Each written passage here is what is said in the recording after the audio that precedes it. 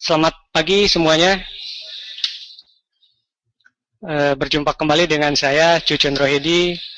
Oke, pada morning briefing pagi ini saya akan coba membahas tentang trik dan tips menggunakan sinyal emerging chart pattern auto chartis dengan digabungkan dengan indikator osilator dan bagaimana untuk penerapannya bagi trading kita di hari ini.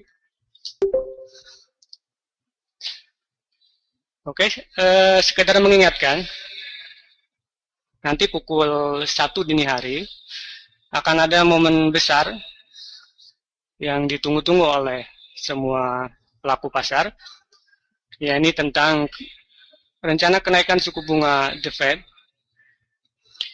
yang walaupun menurut banyak analis The Fed tidak akan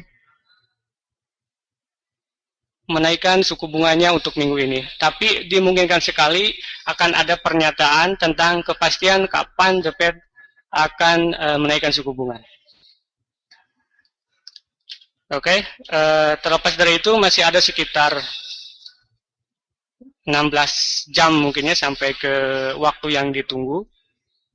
Nah, biasanya ketika market menantikan suatu berita ekonomi dengan dampak yang sangat besar, biasanya harga akan bergerak pada range yang tidak terlalu besar.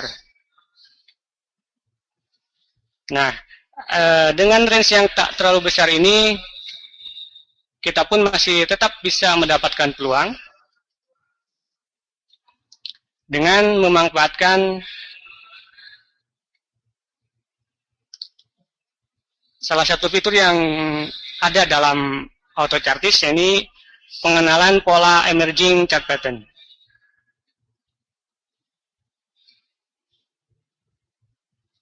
Oke, sebelumnya saya sedikit review dulu. Jadi di auto chartis itu akan mengidentifikasi pola-pola grafik atau chart pattern yang bersifat komplit, artinya pola telah terbentuk dengan sempurna dan harga telah menembus area support ataupun resisten dari pola yang terbentuk. Dan strateginya kita tinggal mengikuti kemana harga melakukan penembusan ke support atau ke resistennya. Dan satu lagi untuk pengenalan pola yang bersifat emerging, yaitu suatu kondisi di mana harga bergerak terbatas dalam range yang dibatasi oleh support dan resisten dari pola yang terbentuk. Nah, untuk kondisi yang emerging ini kita masih bisa mendapatkan peluang dengan menambahkan salah satu indikator klasik yang bersifat osilator. Contoh misalkan auto chartis telah mengidentifikasi terjadinya pola channel down pada tanggal 16 pukul 6.30, masih bersifat emerging, dengan arahan kemungkinan dia akan mengejar ke level resisten dari pola channel down ini. Kemudian kita bisa mencocokkannya dengan yang terjadi di MetaTrader kita. Nah, di sini 6.30 ya, teridentifikasi chart pattern untuk channel down yang masih emerging, dengan kemungkinan dia bergerak ke level resistennya. Kemudian kita periksa apakah osilator bisa menggunakan RSI ataupun stokastik berada di level oversold-nya ya, di bawah di sini di dekat 20 ataupun 30-nya. Nah, jika kondisi ini terpenuhi, kita bisa melakukan aksi buy begitu sinyal auto chartis untuk pola emerging ini diberikan. Nah, untuk pembatasan risiko kita bisa meletakkan stop loss di bawah, sedikit di bawah dari support pola channel down ini.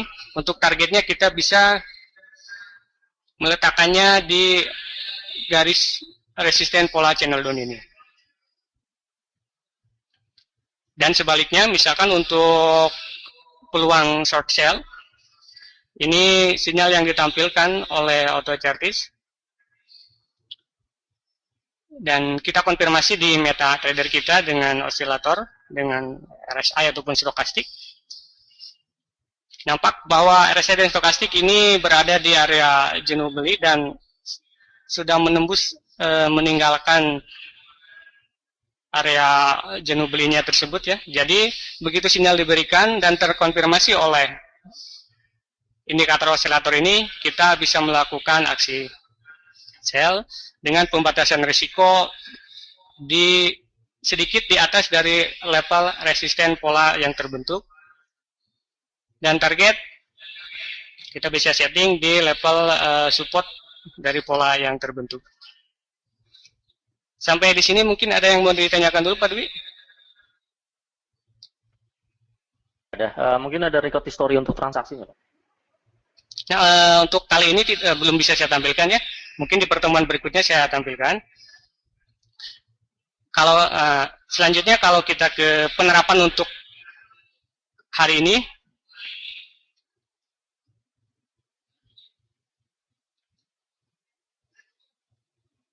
Nah ini tadi pagi pukul 5 teridentifikasi adanya pola flag time frame 1 jam di Aussie Yen dengan arahan kemungkinan harga akan bergerak ke level support dari pola flag ini. Kemudian kita konfirmasi oleh osilator RSI maupun stokastik telah bergerak dari area jenuh belinya ya. Jadi kita bisa melakukan aksi sell jika tadi sesuai dengan sinyal yang diberikan pukul 5 pagi, maka kita akan sell di area 8673 dengan stop loss sedikit di atas dari lebar resisten pola flag ini di area 8700 dengan target 8627. Nah, peluang yang lainnya, AutoChartis menampilkan mengidentifikasi telah terjadi pola triangle di Euro Kanada time frame 30 menit. Teridentifikasi pada pukul 5 tadi. Dengan arahan kemungkinan dia akan bergerak menuju resisten dari pola triangle ini. Kemudian kita konfirmasi dengan osilator. Salah satu dari dua osilator ini memberikan konfirmasi kepada kita bahwa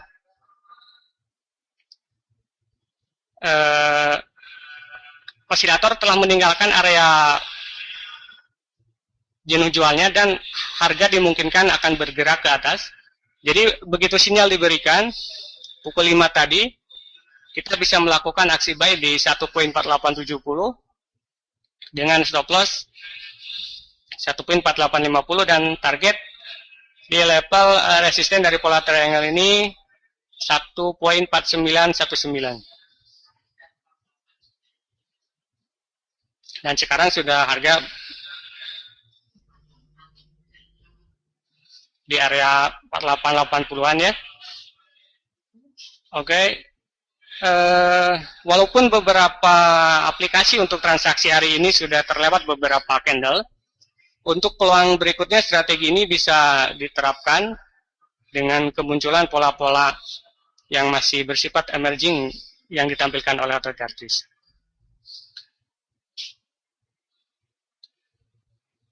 Terakhir saya mau mengingatkan bahwa di hari ini dan besok banyak sekali kalender ekonomik yang bersifat high impact ya. Mulai dari BOJ, kemudian CNB di Swiss, kemudian nanti malam jangan lupa ada FOMC.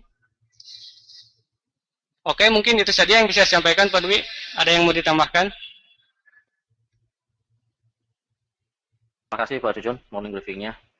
Saya kira penggunaan oskilator perlu difilter lagi, dikarenakan hanya satu oskilatornya sudah cukup. Karena saya lihat tadi RSI dengan stokastik digabungkan, jadi nanti terjadi bias antara pembacaan momentum indikator ini. Kesimpulan yang bisa didapat adalah variasi penggunaan AutoChartis dengan indikator standar di MetaTrader yang dapat dipergunakan apabila market mengalami kebimbangan atau belum terjadi breakout atau istilah AutoChartisnya adalah emerging. Jadi memberikan kesempatan juga bagi kita di antara kedua kesempatan, antara breakout up dengan breakout down. Saya rasa seperti itu. Kemudian faktor fundamental terpenting untuk minggu ini perlu saya ingatkan bahwa pengumuman FOMC yang akan diumumkan pada Jumat dini hari nanti, saya rasa sangat penting untuk mempengaruhi pergerakan harga pada saat itu maupun efek terhadap pergerakan harga selanjutnya. Terima kasih morning briefing kali ini. Saya cukupkan sampai di sini. Selamat pagi dan selamat bekerja.